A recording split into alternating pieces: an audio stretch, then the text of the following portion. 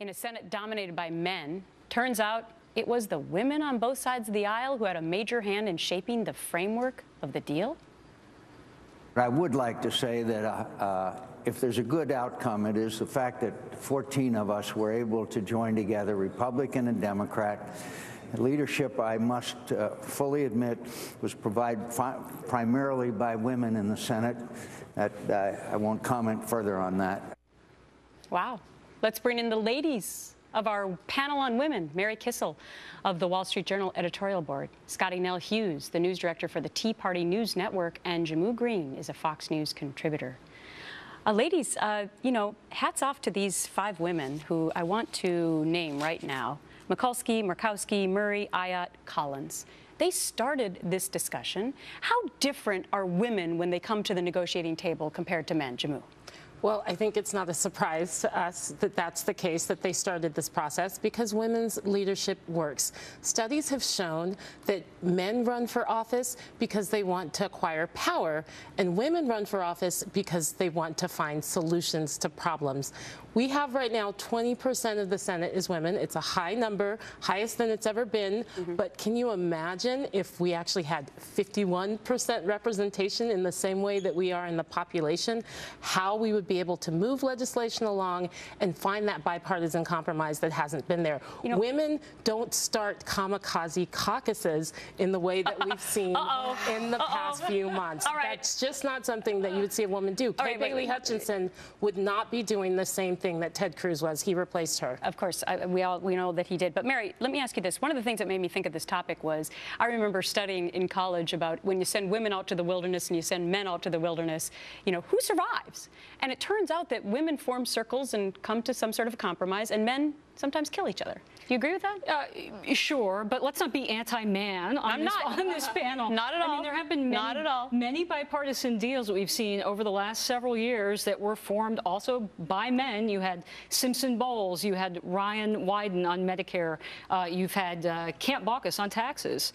So there have been a lot of deals out there. I think the problem is, even if you had 50% women in the Senate and 50% men, you have to have somebody in the White House that's willing to sign those deals. And unfortunately, we don't have one of those presidents. How do you feel about that analysis?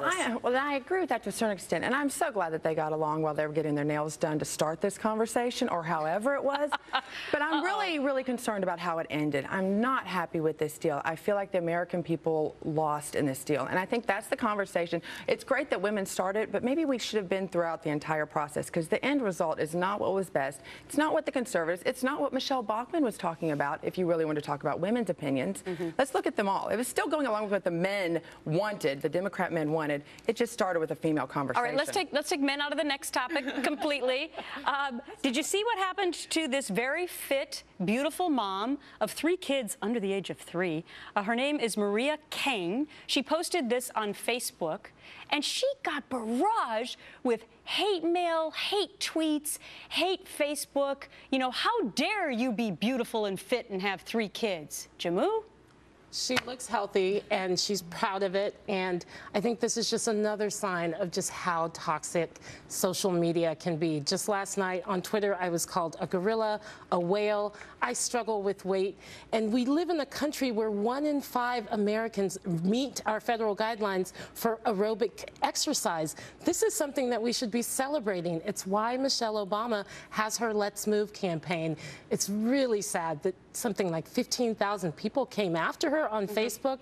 Well, anonymity has not been good for discourse. And thank you for being so honest, Jamu, because we've all faced that. Any person who's in the media have faced that kind of hate. But here was what she wanted to do, Scottie. She said the first step is owning your life, your body, and your destiny is to own the thoughts that come out of your own head. In other words, personal responsibility. Do you agree with her? I agree 100%. I think not only did she do this for herself, but I think she did it for those 3 children in that picture right there, because she wanted to show them, listen, you can take care of yourself. I want you to be proud of yourself at every stage of your life. I've had 3 kids. I've had stretch marks. I've had things, and I am doing it. I'm going to be healthy. But Mary, what does this say about women? Why is it always that women are sometimes the harshest critics of women?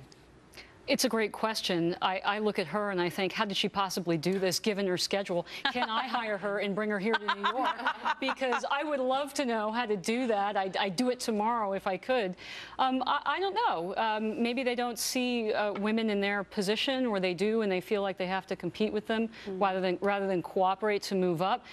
Especially once you get into the corporate world, you don't see a lot of women at sort of the higher levels in the executive offices. And so you do feel like you're competing with them, and you have to clash, and you can't cooperate to sort of move up the chain. I don't know. Bravo to her, though, and she can call me anytime. Yeah, I think we'd all take those abs, wouldn't we? No kidding. Yeah. And there is a special place down there. I don't know if I can say that word. There's a special place down there for women who don't support other women. We should keep that in mind. Well, I'm supporting all three of you, and I thank you all for coming on the panel today. The Power Panel. Thanks so much. Thank you.